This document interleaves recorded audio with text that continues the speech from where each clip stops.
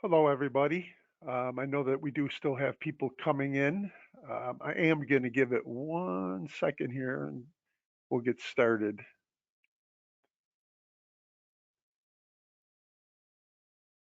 I don't want to wait too long. I know time is valuable. People are coming in pretty fast, so I'm going to go ahead and get going. Hello, everybody. My name is Daryl. Daryl Hewells. I am a therapist and a clinical manager with the IBH groups. And I was asked to present today on putting out the fire, preventing and managing burnout.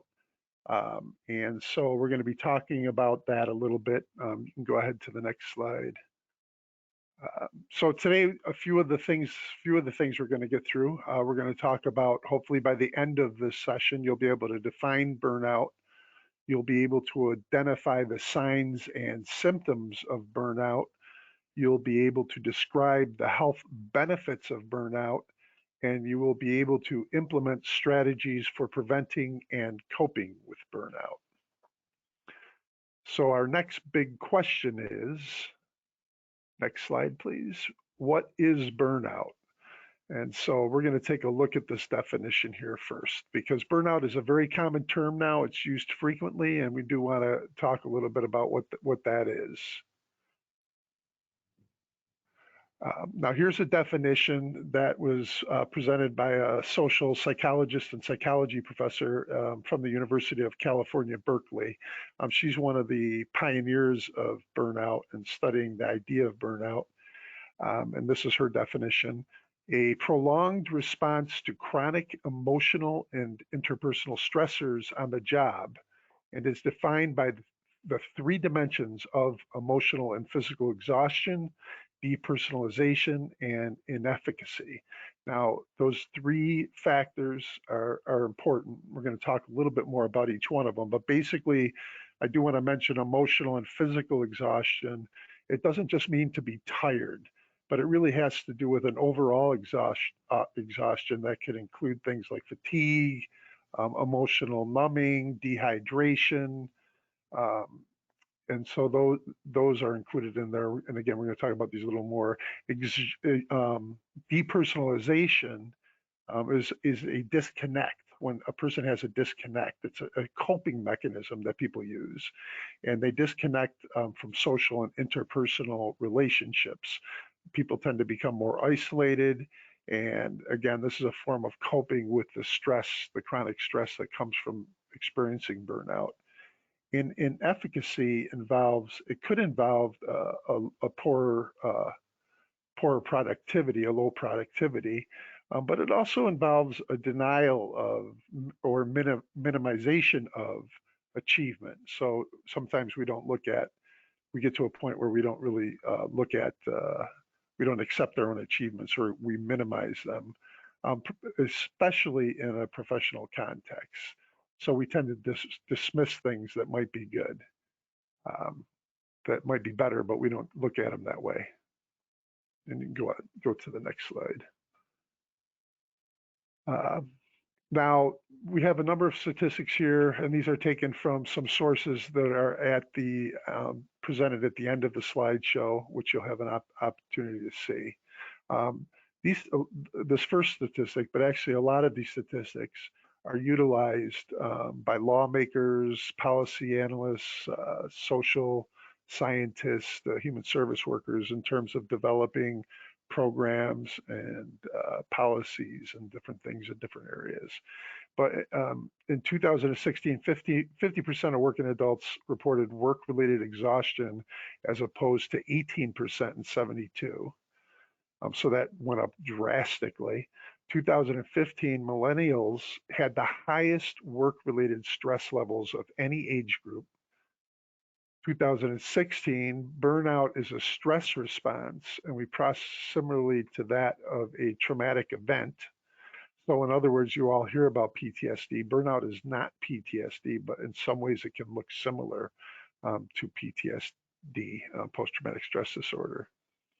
And in 2017, a survey of workplace burnout, 39% of the respondents reported their workload as the most significant contributor to their experience of burnout. So these are just some good statistics. Now, if you think about it, these are ranging from 2016 to 2017. We haven't really begun to get a totally good picture of the data now. But with the pandemic and all of the other things that have been going on in our society, we're all expecting these numbers to be way higher because of the effect that that's had on us and the situation that we're in. So the next question is, what causes burnout? So we're going to look at some of the different causes of burnout. Now, burnout has two aspects of it. We mentioned it. There's a professional aspect and there's a personal aspect of burnout. So let's look at the first series of causes, or the first category, which is work-related contributors. And these are some contributors to burnout. Now, these things have all been studied, and there's a lot of statistics. Again, these are taken from studies and research. Again, and some of those sources are listed at the end of this. Actually, all of them are listed at the end of this presentation. It's not just somebody guessing.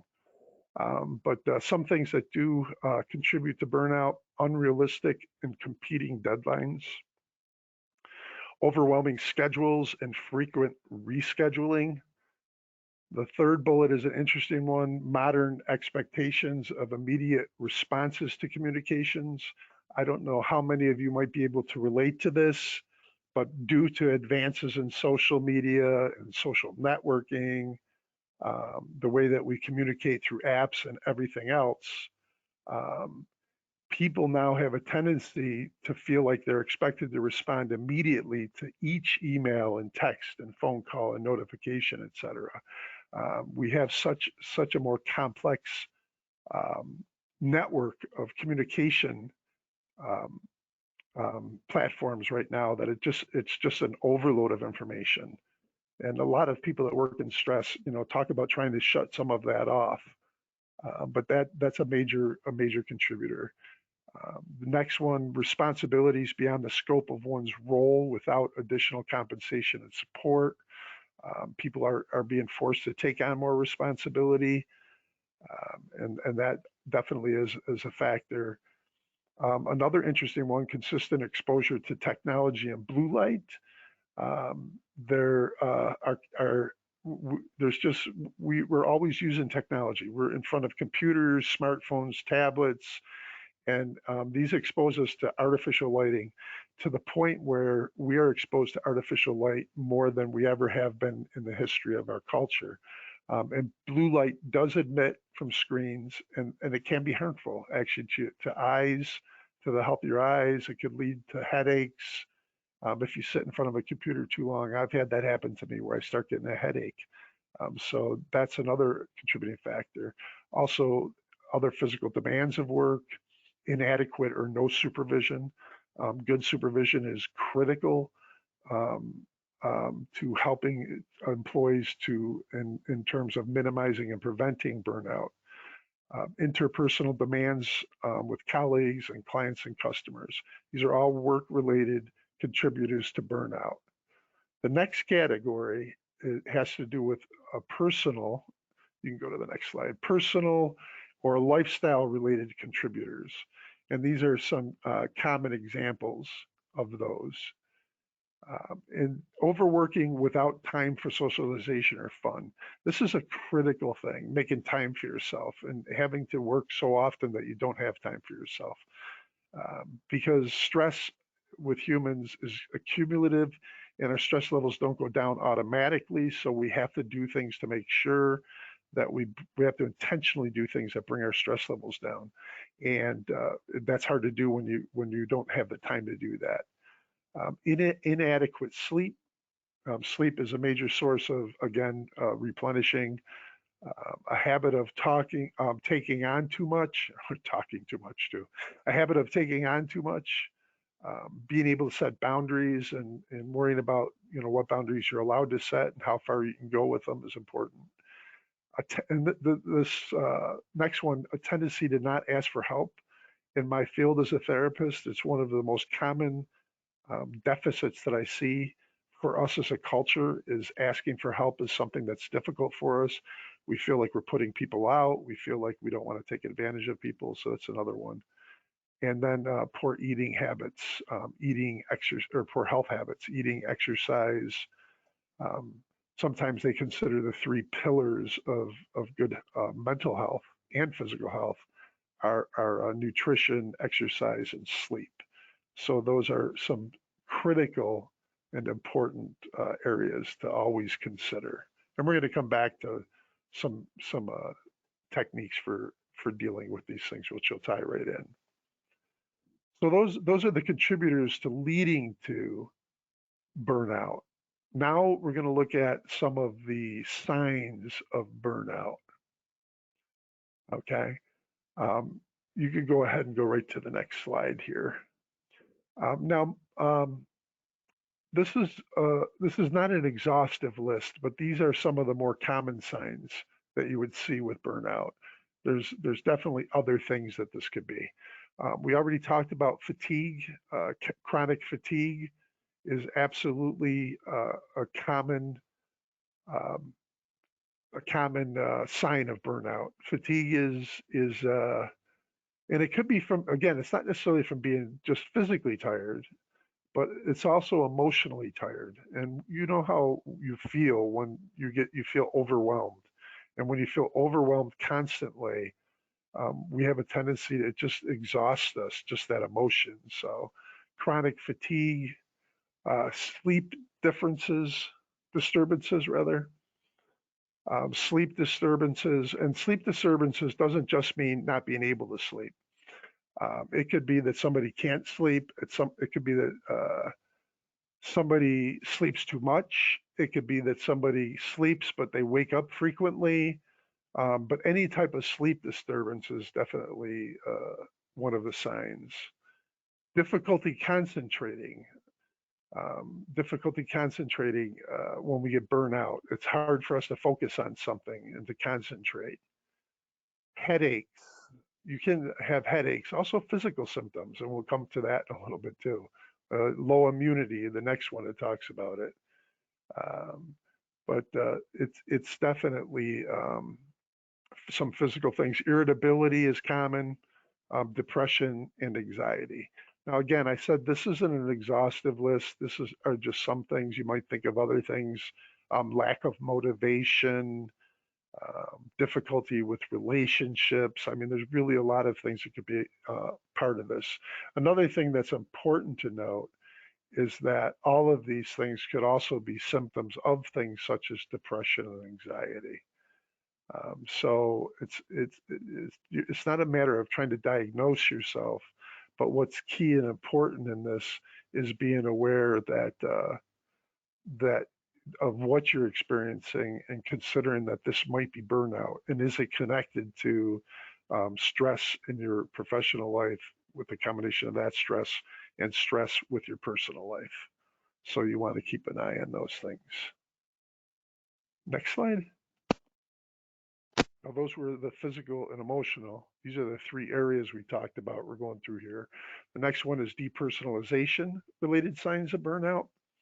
Um, and here again, this has to do with isolating. It has to do with becoming withdrawn, pulling back from relationships. Again, a lot, and again, here a little bit of a sort of motivation, but loss of enjoyment in things that used to bring pleasure, for you. And this could be anything. I mean, it could be hobbies, it could be social activities, it could be spiritual activities. And it could even be some kind of productive thing like working on the house or working on the garden or any kind of thing. But loss of enjoyment, again, being more isolated. People that are burnout tend to be much more pessimistic. Um, there's sort of a lack of hope that starts coming when we feel burned out. It's almost like we don't feel like it's going to move forward. And then we have issues of detachment, where we don't feel like we're connected to people. So besides maybe pulling back and isolating, connecting to people is an important thing for our health emotionally and physically again. So when we become detached, it definitely could wreak havoc on us. Sorry about that. A little tongue twisted. Next slide, please. Oh, I did want. I forgot to mention a couple things. We will be approaching questions in the at the end, and this is being recorded, and everybody who is registered will receive a link within the next day or two to the recording and a PDF of this presentation. So some accomplishment related signs of burnout: diminished productivity, talked about that earlier. Hopelessness goes with the pessimism. Just feeling like you can't get ahead. Negative self-talk about ability to complete tasks. Negative self-talk is something we refer to frequently in my field. It's those thoughts going on in our heads saying that I can't do this or I'm not good enough and that kind of thing. Also, again, being dismissive about real accomplishments and compliments, having difficulty to believe a compliment and to accept that you did succeed at something. So those are some of the signs of burnout. Now, I want to talk a little bit about how this can affect your health, because it definitely can affect your health. You can go to the next slide. You can actually skip to the next one. How does burnout affect your health? Now, very quickly, burnout is about stress, and stress has a stress response. The stress response is the same response that happens when we are faced with being in physical danger. Stress is really what we experience when we're faced with professional danger, or a threat professionally, or a threat emotionally, or with a relationship socially. When we experience stress, the same thing happens that happens when you're attacked. It has a physiological response in your body based on the fight or flight, or now they say fight, flight, or freeze response, where hormones are released throughout your body, getting you ready to fight or run. And the hormones that are released, especially cortisol, has been proven to be very detrimental to our health when the levels don't come back down, which is why it does become important for us to learn how to manage the stress. So this is a list, and again, it's just some examples. There's so many things that are linked with burnout and stress, and increases the risk of heart problems, diabetes, gastrointestinal. It wreaks havoc on your digestive system, psoriasis, cholesterol, musculoskeletal pain, depression and anxiety, and it doesn't necessarily cause things. Sometimes it does, but it exacerbates them and it makes them worse, or it could bring on the onset of some of these issues. It's actually been linked um, in some ways to even things such as cancer and all kinds of things. So it's critically important for us to get a handle on when we're experiencing burnout, to be able to recognize that we're burnt out and to be able to do something about it. So that's why those signs are important, and why it's critical that we are able to push ourselves forward. Now, the good news, as with everything, is that it is possible to cope with burnout and to manage it. Next slide, please. And I do want to spend a little bit more time on this, because to me, this is the most critical part of any training we do on these things. I mean, obviously, it's important to be able to recognize it, but once you know that you're experiencing it, it doesn't really matter much if you don't take the next step forward in trying to do something about it. Now, we're going to talk about a few things that you can do about it. You can go to the next slide. Now, just like with everything else, this is it's just a list of things, some examples. It's not the only thing, but I want to talk about these a little bit, and maybe even um, consider a few more. Getting ready, regular checkups and well care. Stress and health, physical health and mental health, when it comes to stress, are so closely related to each other. Getting checkups, physical checkups, are critical. It's important for you to have communication with your doctor if you're feeling burnt out, even if uh, even if they don't do anything. It's important to have that checked out and to make sure you get checked out. Diet is crucial. Diet's crucial for a whole number of reasons. But you want to eat a healthy diet, low sugar, refined carbs, try to decrease caffeine or no caffeine, increased omega 3s. I will tell you this, when you experience the fight, flight, or freeze response, your body is preparing you to run as fast as you can or to fight as hard as you can. It depletes some key nutrients. So it becomes even more important to pay attention to your diet when you're stressed. And sleep. Sleep is so important. Now, when is it probably the most difficult to get good sleep is when we're stressed. It becomes more difficult to sleep, but yet it becomes more important to get that sleep. So this is true of everything. I mean, when we're stressed, we tend not to eat healthy, but we need it more. Or we tend not to sleep, but we need it more. We tend not to exercise, but we need it more. So those things become critical that we try to take those steps. One of the major things that we try to recommend for people is that you don't try to make necessarily drastic changes in these areas, but try to make changes moving forward in a healthy way in small steps. One statistic that I quote a lot in the trainings that I do is a statistic that showed that they did a study where they found out that 70 to 75% of New Year's resolutions fail within the first 2 to 3 weeks after New Year's. And one of the main reasons they say that is because people tend to try to do too much. It's not healthy for us to say, I want to get, or I should, let me reword that. It doesn't work well to say, I'm going to change my whole lifestyle all at once, because the chances are you're going to end up being disappointed in that. And now when you're stressed, it's hard enough to get motivated and get yourself doing something.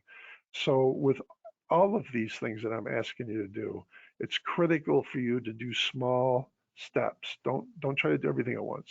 For example, just get rid of the caffeine. Start with that. If it's too easy and it wasn't challenging enough, then add something else. But it's always better to succeed. So it's important to do that kind of thing. Same thing with exercise. Maybe you don't have a lot of time to, exercise, but even standing when you can stand instead of sitting. I try to do that even if I sit down to watch TV, I'll even stand for a while and maybe walk in place while I'm watching TV just to get up and move. It doesn't have to be major steps. Sleep, getting sleep, there are some techniques to get into, like deep breathing and meditation and things to help you to get to sleep.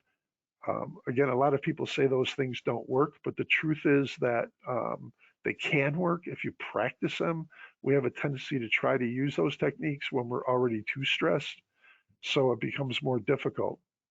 But one of the key things to help with getting enough sleep is to do is to do some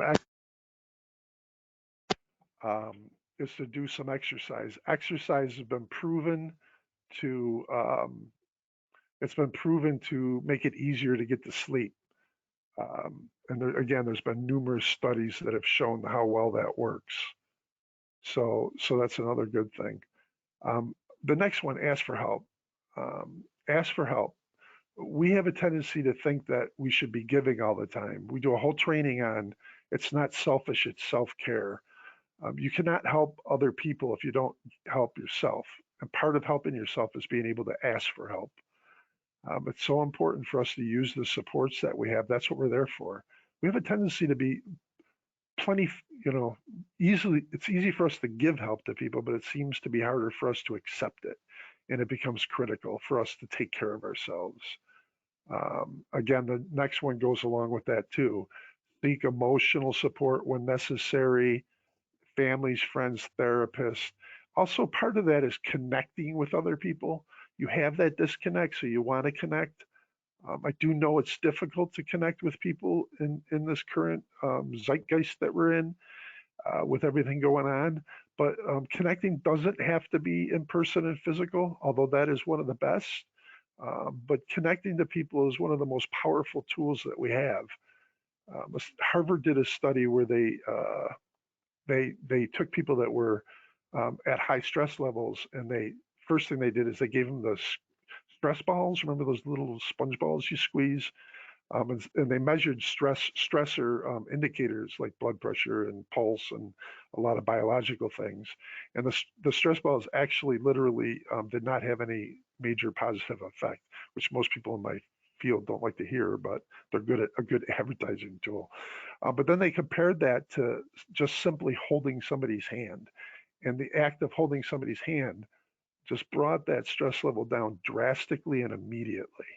So that's just critical. I want to really emphasize that. Reframe your philosophy about work. Work is, and really this has a lot to do with self talk. There's a number of different things you could do to be able to do that. One of them is, and I'm not sure if you're all familiar with the Serenity Prayer, but the Serenity Prayer talks about, grant me the serenity to accept the things I cannot change, the courage to change the things that I can, and the wisdom to know the difference. That's such an important philosophy, and you have to, it's important to remind yourself. If you remember earlier when I was talking, I mentioned that we have so much negative self-talk, um, and it's important to try to reframe that into positive self-talk. Just to give a simple example, I worked with a psychiatrist a while back who used a technique that I thought was wonderful, and I've used it myself. He called it the one-on-one exercise. For every one worst case scenario that you think about, also think about one best case scenario. Because the truth is about a case scenario is that any case scenario is a possible case scenario, and we have a tendency to focus on the negative. So trying to focus on the positive, and being aware of what you can and can't do. Take time off. You need to get a break. You have to take breaks. You have to take time for yourself. It's a critical thing. It's something I emphasize in my practice all the time. And of course, I hear frequently I don't have time. I get out of work, then I got to pick the kids up, and then I got to make dinner or whatever. Whatever you have to do, even again, going back to small steps, even if you just take 5 minutes for yourself a day and start with that, it's so important to give yourself time. You have to balance the stress with stress relief. It's just critical. And then nurture your personal relationships outside of work. And again, focus on the relationships that are positive. You don't have to, it's not complicated to really know the difference between a positive relationship and a negative relationship. Um, but if you're with people that tend to feed you emotionally and you feel good and you feel supported, those are positive. If you're with people that you're always just given, those are negative relationships. And I know that we can't always avoid those either because they're family or because it's work or something. But you want to, when you have a choice, nurture those personal relationships that are positive. Now, this again is just a list. There's so many things that you can get. And normally I would just have people tell me, what do you think? Um, what would what works for you? Just to give some examples, pets, gardening. I've already mentioned music. Whatever helps you to feel relaxed and to feel good about yourself. Being creative, art, and anything like that. Um, be aware of what works for you. Always be aware of what works for you. This is just one list, and these are some of the basic things that everybody should do. But be very aware of what works for you and use them.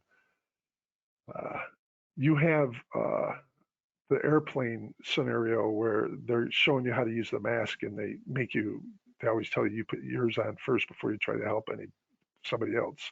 That's an easy thing to say to a parent with the child next to them. But the truth is, if that parent doesn't do that, and ends up passing out, then he or she wasn't able to help the child or themselves. So it's the same way emotionally. We have to take care of ourselves, even to be a really effective and good help for other people. Um, so we do have a few review questions just to see how we're at. So your burnout IQ, I'm not scoring you. True or false? Burnout is a prolonged response to chronic emotional and interpersonal stressors on the job. Just think about that. Burnout is a prolonged response to chronic emotional and interpersonal stressors on the job. And we don't have a polling thing or anything, but the answer to this question is that is true. They are, and we talked about that. And really, those two factors are usually involved. If you're feeling sort of burnout at home, they don't really call that burnout. You could call it that, but it really has to do with both the personal and the job part. This job burnout is really where that phrase comes from. The next one. Millennials reported the lowest experience of job-related stress in 2015, and that one's not too hard to do. If you were listening, it stuck out pretty hard for me when I first read that. That is false. It's actually the opposite. Millennials reported the highest experience of job-related stress in 2015. And the next one, burnout develops as a result of work-related and lifestyle-related factors. I think that everybody probably knows that one for sure. The answer is true to that. I think I've said it more than once during the presentation. It's those two factors. I just said it 2 slides ago, actually. And then the last one, changing your beliefs about work and work culture can minimize your experience of burnout. Yeah, we didn't talk about that too long ago. And that one is definitely, again, that's a true. Changing your beliefs about work and work culture. Um, and it can be simple things. I think about, I have a mantra, I can only do what I can do. When I start getting overwhelmed at work and it's like I feel like I'm not going to get it done or I'm not going to do good enough of a job, I do some self-talk and I practice. All I could do is the best that I can do. I can't do any more than that. And that's just a fact and truth for anybody. And it does help me to sort of relax a little bit and bring it back down. Anyways, I hope that you did get something out of this. If you do, you can go to the next slide. We do have the sources here. These sources, and again, this all that was presented today is based on evidence-based research and has been tried and tested. So, and again, we're going to make the slides available as a PDF for you, and you'll have it also as a recording. And I think there might be another page of resources too, I think. So these are available to you. I do appreciate your time